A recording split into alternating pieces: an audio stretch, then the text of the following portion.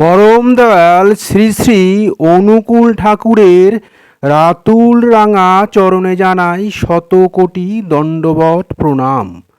জয় গুরু সকল ইষ্টপ্রাণ দাদা ও মায়েরা।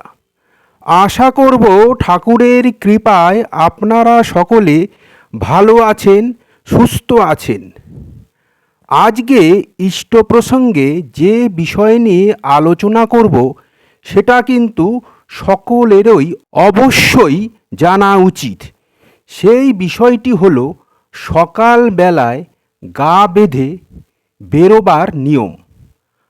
আজকাল রাস্তাঘাটের যা অবস্থা, বাড়ির থেকে যখন বাড়ির কেউ রাস্তায় বেরোয় তখন আমাদের কতই না চিন্তা হয়, ঠিকমতো বাড়ির লোকটা বাড়িতে ফিরবে তো। এছাড়া আরও কত না ভয়ানক চিন্তা মাথায় আসে। কিন্তু সবথেকে বেশি চিন্তা করেন বিশ্বের পিতা, যিনি বিশ্বকে পালন করছেন, যিনি বিশ্বকে রক্ষা করছেন। বিশ্বের সমস্ত চিন্তা তার মাথায় আছে। আমরা যদি তার আদেশ নির্দেশ নিয়মগুলো যথাযথ মেনে চলি তাহলে আর কোনো চিন্তা আমাদের করতে হবে না।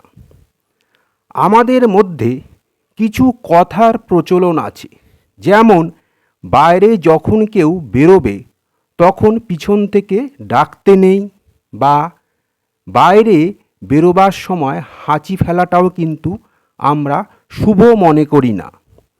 তাই পরম দয়াল শ্রী শ্রী ঠাকুরও কিন্তু এই প্রসঙ্গে বললেন, পিছু ডাক দিতে নেই, হাঁচি ফেলতে নেই।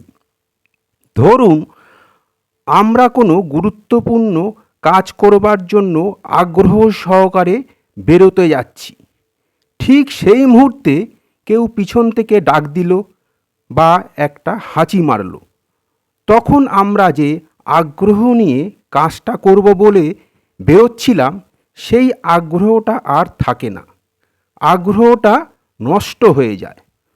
তখন মনের ভিতরটা খচখচ করতে থাকে, মনটা অশান্ত হয়ে যায়। কিছু অশুভ ঘটবে না তো? কিন্তু ঠাকুরের মতামত অনুযায়ী এতে অমঙ্গল কিছু হয় না, এতে আগ্রহটা ভেঙে যায়। এবার আসল বিষয়ে আসা যাক। বাড়ি থেকে বেরোবার সময় গা বাঁধতে হয় কিভাবে?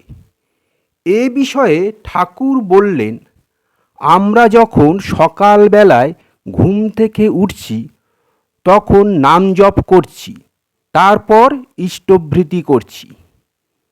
এই ইষ্টভৃতিটাই হলো আসল জিনিস, যেটা মন দিয়ে ভক্তি ভরে নিষ্ঠার সঙ্গে করতে হবে। ঠাকুর বলছেন, ইষ্টভৃতি মন দিয়ে করলে একথা আমি বলতে পারি, সারা বিশ্ব টলমল করলেও তুমি কিন্তু একই জায়গায় অনড় অবস্থায় থাকতে পারবে। সুতরাং ঠাকুর যখন একথা বলছেন তখন আর চিন্তা কি? ঠাকুর বলছেন, ইষ্টভৃতি থেকে যে শক্তি পাওয়া যায় সে শক্তি আর কোনো জায়গা থেকে পাওয়া যায় না। তাই তোমরা ইষ্টভৃতিটা করো। আমি এতবার করে বলে এসেছি, আজও বলছি, তোমরা ইষ্টভৃতি করো। কোনো অবস্থাতে ইষ্টভৃতি করা একেবারে ছাড়বে না। সকালবেলায় ইষ্টভৃতি করে যদি কেউ বাইরে বেরোয় তাহলে তার কোনো দিন অমঙ্গল আসতেই পারে না। যদি কোনো জায়গায় ফাঁকি রাখো তাহলে শেষে তুমিই ফাঁকে পড়বে। তাই ইষ্টভৃতি করে বাইরে বেরোনো মানে যে কোনো কাজে সেটা আমাদের গা বেঁধে বেরোবার মতো হয়। শ্রী শ্রী ঠাকুর আরও বললেন, যেটা দ্বিপ্রক্ষিত বইতে আছে, যখন ইষ্টভৃতি করবেন তখন একটু জল নিয়ে বসবেন, ডান হাতের তেলোতে একটু জল নেবেন, জলটা যেন না পড়ে যায়। খুব ভক্তি সহকারে পরম প্রেমময় শ্রী শ্রী ঠাকুরের কাছে নিবেদন করবেন। আর জলটা হাতে নিয়ে ঠাকুরের দেওয়া সেই বীজমন্ত্র নামটি জপ করবেন। জপ করে ইষ্টভৃতি করার পর সেই জলটি মুখে নিয়ে নেবেন। তারপর বাড়ির বাইরে বেরোবেন, তাহলে কিন্তু কেউ কোনো ক্ষতি করতে পারবে না। পরম দয়াল শ্রী শ্রী ঠাকুর নিজে একথা বললেন।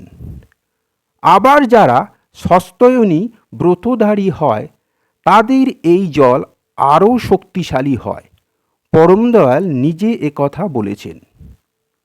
সস্তয়নী চরণামৃত খেয়ে সকালবেলায় কোনো কাজে যাবেন, দেখবেন সেই কাজটা আপনার সফল হবে। আমরা যখন বাইরে বেরোই তখন অনেক চিন্তা নিয়ে বাইরে বেরোই, যে কাজটি নিয়ে বাইরে বেরোলাম সেটা সফল হবে তো, আমার কিছু হবে না তো।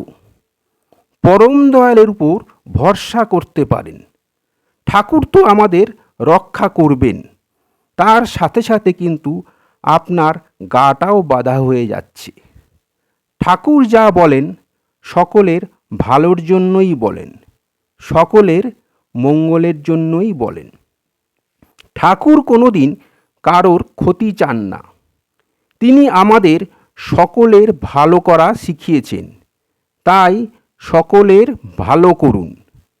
যিনি ঠাকুরকে ভালোবাসেন তিনি কখনোই ভুলভাল চিন্তা করতেই পারেন না। পরম দয়াল শ্রী শ্রী ঠাকুর বলেছেন, যে পরম পিতাকে ভালোবাসে তার প্রত্যেকটা নিঃশ্বাস সকলের সবসময়ের জন্য মঙ্গল করে থাকে। তাই ভুল ভাবনাটা আসা মানেই অমঙ্গলকে ডেকে আনা। তাই সকলে ভালো ভাবুন, ভালো করুন। ঠাকুর বললেন, যজন যাজন ইষ্টভৃতি একটা জব্বর জিনিস। ইষ্টভৃতির মাহাত্ম্য যে জানে সেই এর গুরুত্ব বোঝে। ইষ্টভৃতি যে করে সেই বোঝে এই মহাশক্তি কী। তাই ইষ্টভৃতিটা কিন্তু আমাদের ছাড়া চলবে না। তাই শ্রী শ্রী ঠাকুর বলছেন, যজন যাজন ইষ্টভৃতি হল পরম পিতার দেওয়া রক্ষা কবচ। তাই তোমরা কখনোই এই জিনিসকে বাদ দিও না। তাই ঠাকুর বললেন, ব্রহ্ম মুহূর্তে ঘুম থেকে উঠে ভালো করে নাম জপ করুন, তারপর ইষ্টভৃতি করে তবেই বাইরে বেরোন। এটা অনেকটা গা বন্ধ করার মতো। এটা করার ফলে দেখবেন কোথা থেকে বুদ্ধি জুটে যাবে, কত সমস্যা থেকে সহজেই উদ্ধার পেয়ে যাবেন। আজকের ভিডিওটা এখানেই শেষ করলাম। আশা করব ভিডিওটা আপনাদের ভালো লাগবে। ভিডিওটা ভালো লাগলে লাইক করবেন, বেশি বেশি করে শেয়ার করবেন, যাতে আরও অনেকেই উপকৃত হন। আমার চ্যানেলটা সাবস্ক্রাইব করবেন এবং আমার পাশে থাকবেন। এরকম আরও অনেক অজানা ঠাকুরের তথ্য নিয়ে যাতে হাজির হতে পারি। সবাই ভালো থাকবেন, সুস্থ থাকবেন, আনন্দে থাকবেন। ঠাকুরের কাছে এই প্রার্থনা করি, ঠাকুর সর্বদাই আপনাদের যেন ভালো রাখে।